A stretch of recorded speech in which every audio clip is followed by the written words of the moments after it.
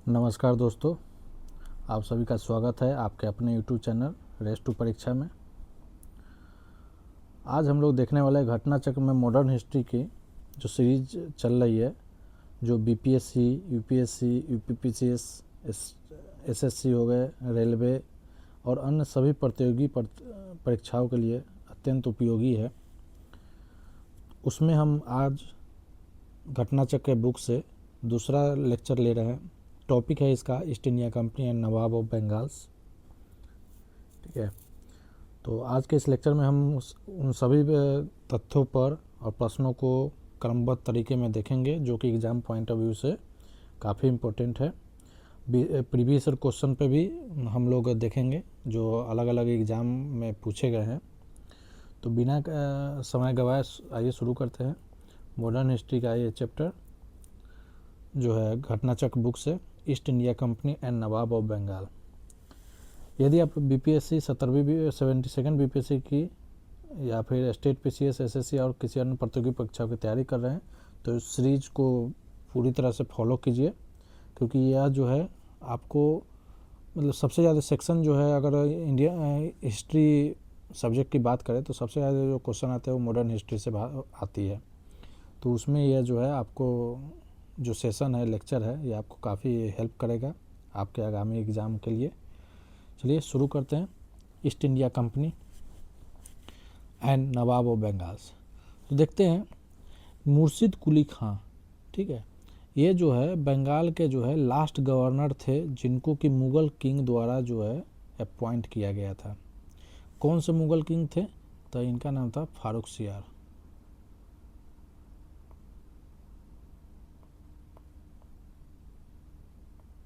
फारुख सियार, ठीक है। मुर्शिद कुली खान के बारे में देखते हैं कि इन्होंने क्या क्या काम किया है। तो मुर्शिद कुली खान ने कैपिटल को चेंज किया था मकसूदाबाद। मकसूदाबाद इन्होंने कैपिटल शिफ्ट किया था। कहाँ से? तो पहले जो बंगाल का कैपिटल था वो ढाका था, वहाँ से मकसूदाबाद इन्होंने किया था। और इस मकसूदाबाद का नाम जो है इन्होंने बदल के क्या कर दिया था? मुर्शिदाबाद। ठीक है। इन्होंने इजारा सिस्टम स्टार्ट किया था लैंड सेटलमेंट के लिए। इसके बाद जो है अलवर्दी खान, जिनका कि शासनकाल बंगाल में रहा 1740 से 1756 ईस्वी तक, इन्होंने जो है यूरोपियंस के बारे में इन्होंने कहा था कि वह एक हनी बीज की तरह है, मतलब कि मधुमक्खी की तरह है। अगर उन्हें डिस्टर्ब नहीं किया जाए तो वो आपको हनी देंगे, अगर उन्हें डिस्टर्ब किया तो आपको काट काट के, मतलब एक तरह से तब तक काटेंगे जब तक कि आपकी डेथ ना हो जाए। मतलब कि एक तरह से कि इन्होंने इस तरह के मुहावरा का उन्होंने यूज इसलिए किया कि आप उनको डिस्टर्ब नहीं कीजिए, उससे आपको बेनिफिट होगा। जो भी यूरोपियंस है उससे आपको भी बेनिफिट होगा। अगर आप उनको डिस्टर्ब कर दिए या उनके किसी भी मतलब एक्शन में आप रुकावट पैदा कर दिए तो वो जो है आपको मतलब कि एक तरह से डिस्ट्रॉय कर देंगे। ठीक है। After the death of Alivardi Khan की डेथ के बाद जो है उनका ग्रैंड सन सिराजुद्दौला जो है वो गद्दी पे, बंगाल की गद्दी पे उन्होंने वो बैठे। इनके लाइफ से एक ट्रेजेडी जुड़ा है जो कि ब्लैक होल ट्रेजेडी है, जिसमें कि ऐसा माना जाता है कि 1756 में हुआ था, 20 जून 1756 का। माना जाता है कि एक बहुत से छोटे कमरे में जो है इन्होंने 146 अंग्रेज प्रिजनर्स को बंद कर दिया था। और इतना छोटा कमरा था कि वहाँ अंदर में लोग जो है वो दम घुट के जो है मर गए। केवल उसमें से 30 जो है वो सर्वाइव हुए। ये एक डिबेटेबल मतलब कि एक तरह से पॉइंट रहा है। अंग्रेज के हिस्टोरियन के पॉइंट ऑफ व्यू से देखें तो उन्होंने इसको मेंशन किया है, पर जो है अगर हम और भी अदर बुक जैसे गुलाम हुसैन ने अपनी बुक सियार उल मुताखरीन में इन्होंने इस चीज़ घटना का कहीं पे भी जिक्र नहीं किया है। तो ये काफ़ी डिबेटेबल रहा है।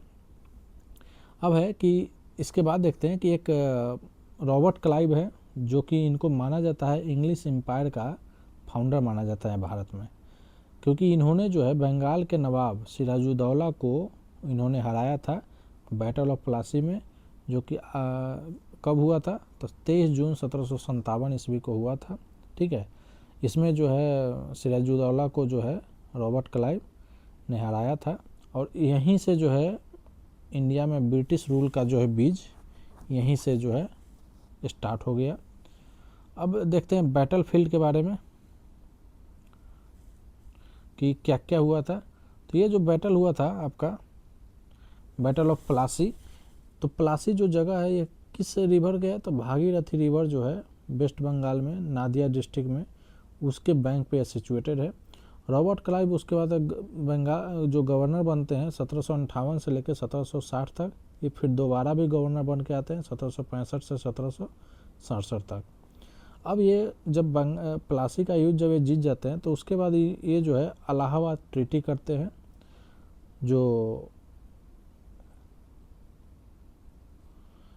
इलाहाबाद ट्रीटी नहीं, उसके बाद तो ये जब दूसरी बार टर्म में आते हैं तो उस दौरान ये इलाहाबाद ट्रीटी करते हैं, पहले टर्म में नहीं, क्योंकि इलाहाबाद ट्रीटी जो है आपका बैटल ऑफ बक्सर का जो है एक तरह से परिणाम है। बैटल ऑफ बक्सर, ठीक है। तो उस इलाहाबाद ट्रीटी करते हैं किसके साथ, तो अवध के नवाब थे शुजा-उद-दौला और मुगल एम्पायर उस समय के थे जब बैटल ऑफ बक्सर हुआ था तो शाह आलम II के साथ, ठीक है।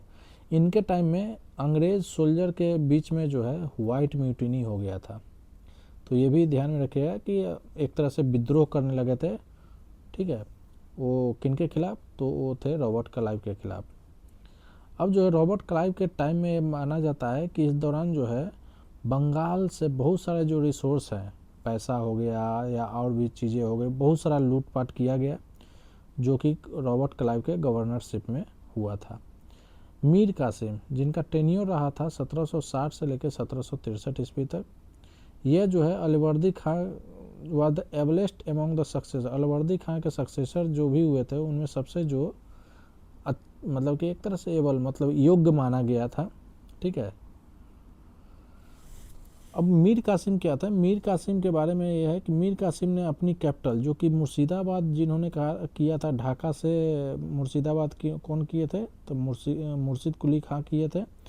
इन्होंने जो है मीर कासिम ने मुर्शिदाबाद से जो कैपिटल मुंगेर इन्होंने शिफ्ट कर दिया ताकि कलकत्ता से अपने आप को दूर रखे और जो भी ब्रिटिश का जो इंटरफेरेंस है वो कम हो।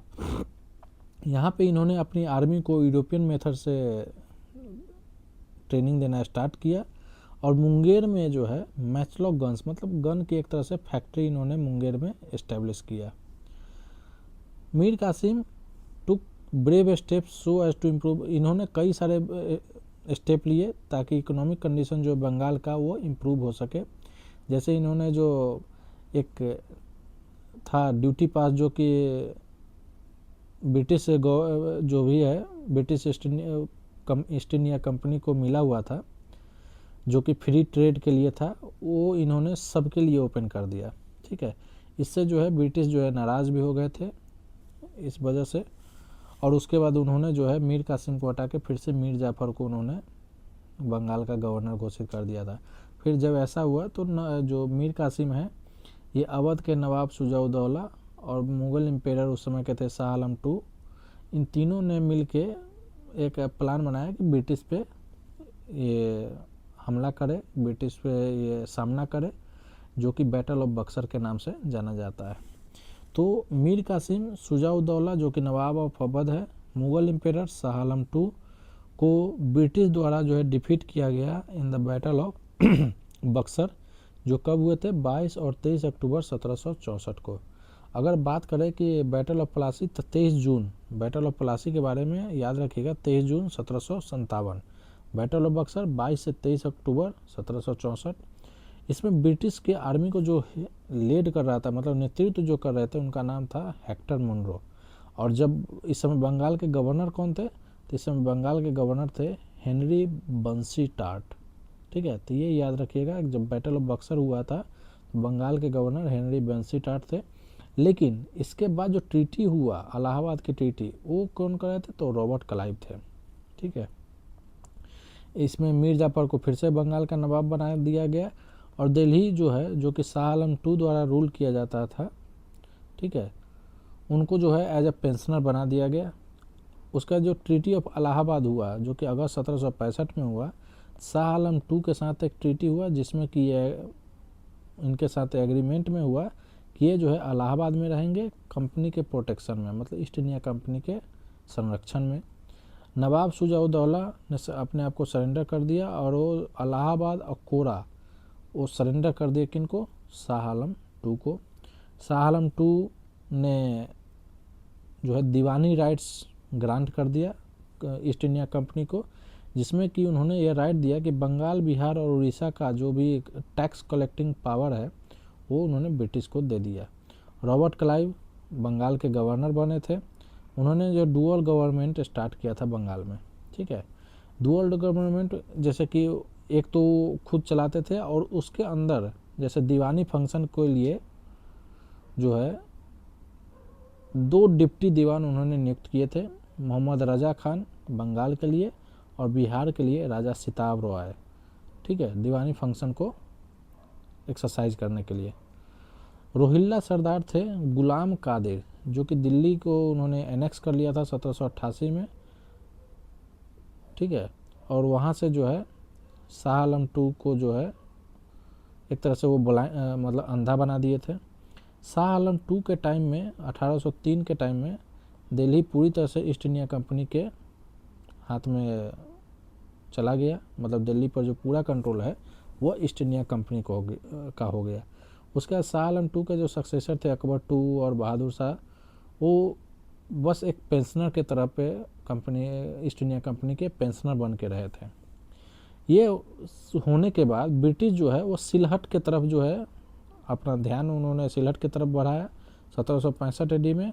और आफ्टर एक्वायरिंग द दीवानी, मतलब बंगाल का जो दीवानी राइट उन्होंने जब एक्वायर किया उसके बाद वो सिलहट की तरफ बढ़े।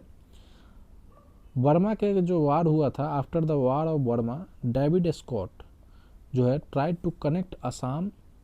डेविड स्कॉट जो थे वो असम को कनेक्ट करना चाहते थे सिलहट से थ्रू रोड्स, और जयंतिया गारो हिल्स के एरिया को वो एक तरह से रोड कनेक्टिविटी प्रोवाइड करना चाहते थे, ताकि उनको जो है एक तरह से एक्सपेंशन जब वो कर रहे हैं अपना, मतलब कि बंगाल से और आगे की तरफ, तो उनको हेल्प हो।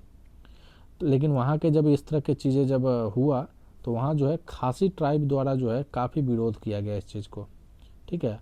और वो नेतृत्व कौन कर रहे थे खासी ट्राइब का, तो उनका जो है लीडर थे तिरोत सिंह, ये नाम याद रखिएगा, तिरोत सिंह। के एम पनिक्कर साहब कहते हैं कि 1757 से लेकर 1773 की जो था कंपनी का जो दौर था, उन्होंने बंगाल को एक स्टेट ऑफ रॉबर्स बना दिया, मतलब एक तरह से लुटेरा राज्य बना दिया। 1757 से प्लासी के युद्ध से लेके जब तक रेगुलेटिंग एक्ट पास नहीं हुआ तब तक के लुटेरा राज्य बना दिया। तो ये आपके हो गए। अब इस पे देखते हैं क्या क्या क्वेश्चन जो है इस टॉपिक से प्रीवियस ईयर में अलग अलग एग्जाम में पूछे गए हैं, उसको देखते हैं।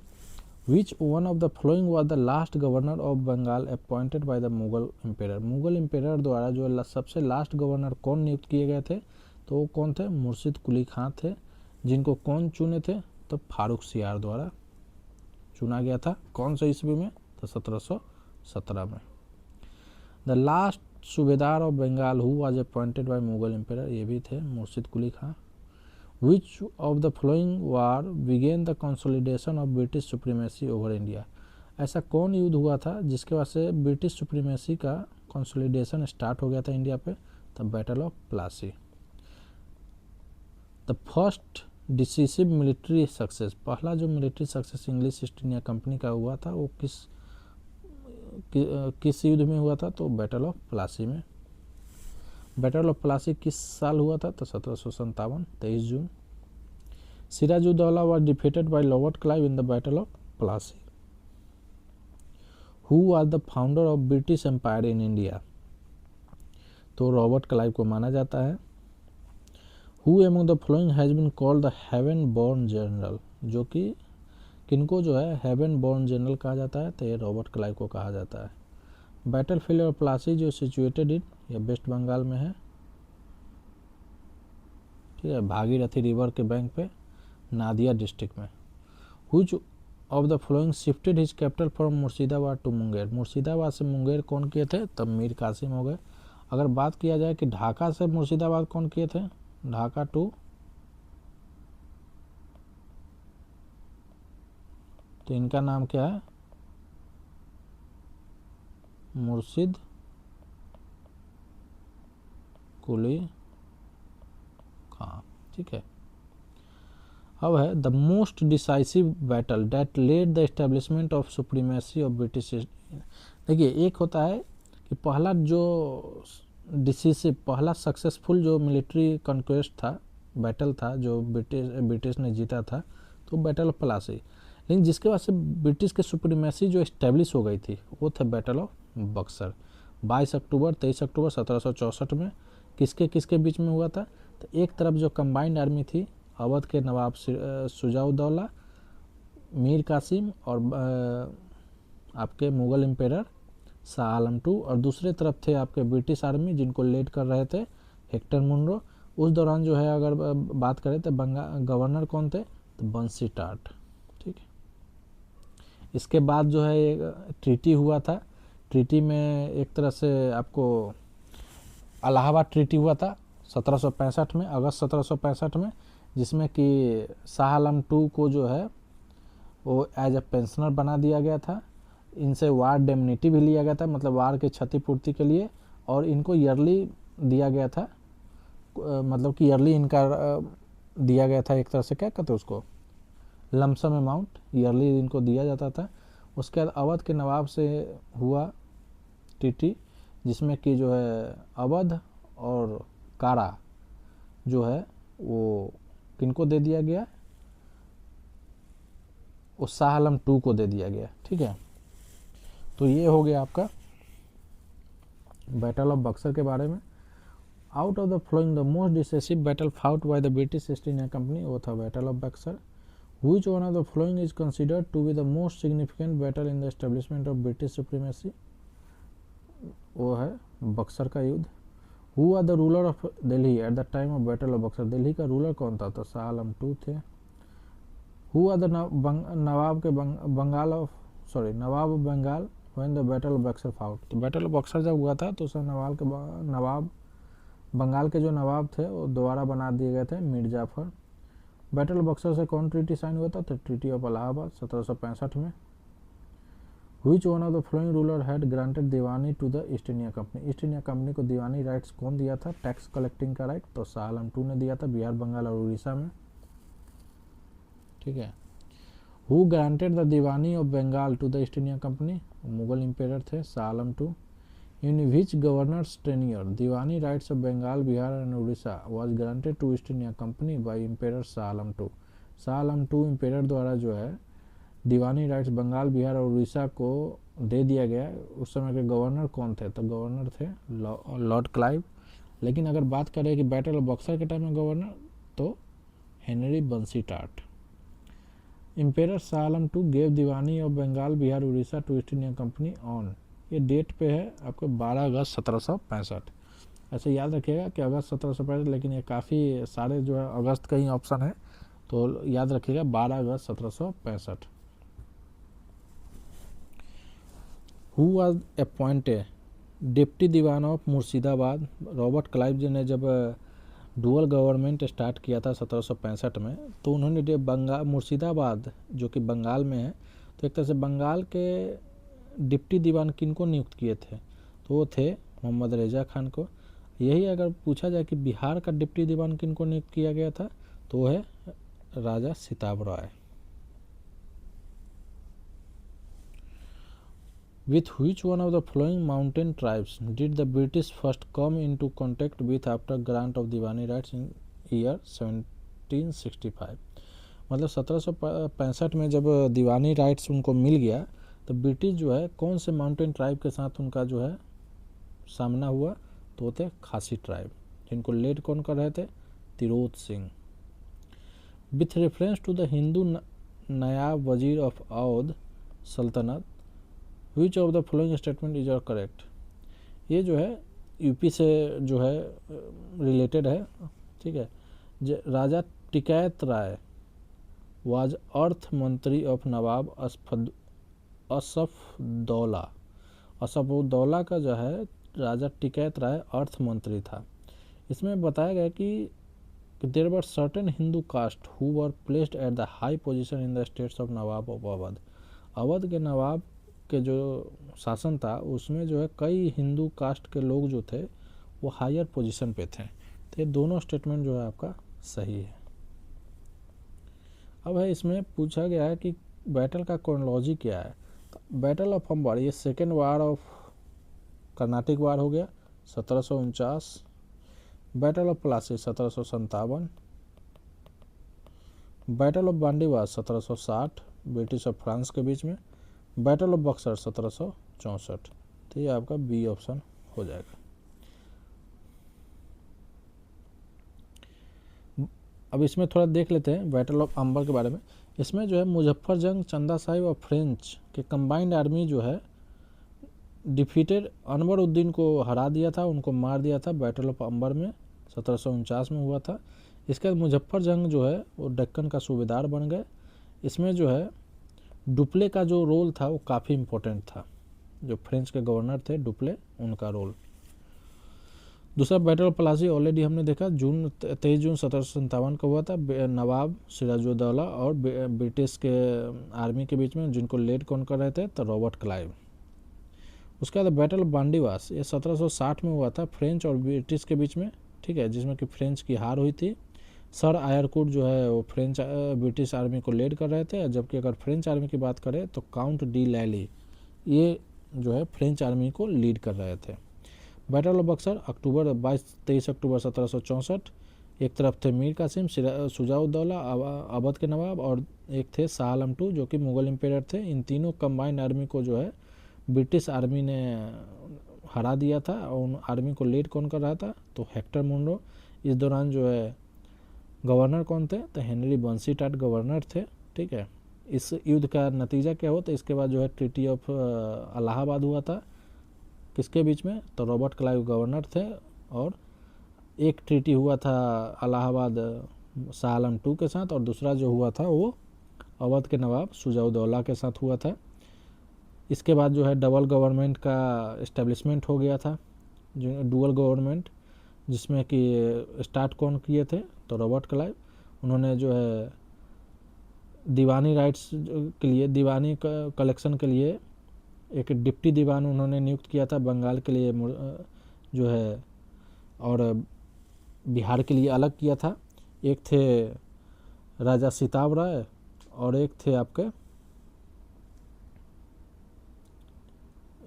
वो एक सेकेंड राजा खान, सॉरी राजा खान थे और सीताब रॉय थे, ठीक है। जब वो 1765 में जब उनको दीवानी राइट्स मिल गया था, कौन ग्रांट किए थे, तो शाह आलम II ग्रांट किए थे। किस किस मतलब एरिया के लिए, तो बिहार, बंगाल और उड़ीसा के लिए। जब एक ग्रांट मिल गया था तो वो सिलहट के तरफ कूच करना चाहते और माउंटेन ट्राइब के साथ कांटेक्ट बढ़ा रहे थे, एक तरह से सिलहट को कनेक्ट करना चाहते थे गारो हिल्स के साथ। उनको जो है खासी ट्राइब ने उनको अच्छा मतलब विरोध किया था, और उनका नेतृत्व कौन कर रहे थे, तो तिरोत सिंह जो है उनके लीडर थे। ये सब हो गए बैटल ऑफ बक्सर के बारे में। अब है फ्रेंच कमांडर का नाम बताने के लिए बोल रहा है, जो कि बैटल ऑफ बांडीवास में हार गए थे, तो काउंट डी लैली हो गए। In the battle of Wandiwash 1760 British जो है फ्रेंच को हरा दिए थे। The famous battle of Wandiwash in 1760 और ब्रिटिश अगेंस्ट फ्रेंच थे। इसमें बताना है कि करेक्टली मैच्ड कौन है, बैटल ऑफ बक्सर मीर जाफर और क्लाइव, तो नहीं, क्लाइव और कंबाइंड फोर्स था अवध, और अवध के नवाब मीर कासिम और शाह आलम II के बीच। बैटल ऑफ बांडीवास फ्रेंच और ईस्ट इंडिया कंपनी, तो ये सही है। चिलियान वाला ये डलहौजी और मराठा के बीच में नहीं था, ठीक है, यह ब्रिटिश और सिख के बीच में था। बैटल ऑफ खुर्दा ये निजाम और ईस्ट इंडिया कंपनी के बीच में नहीं था, ठीक है। तो चिलियन वाला इसमें देखते हैं, ये दोनों को तो ऑलरेडी हमने देखा। चिलियन वाला को जो है 1849 में हुआ था।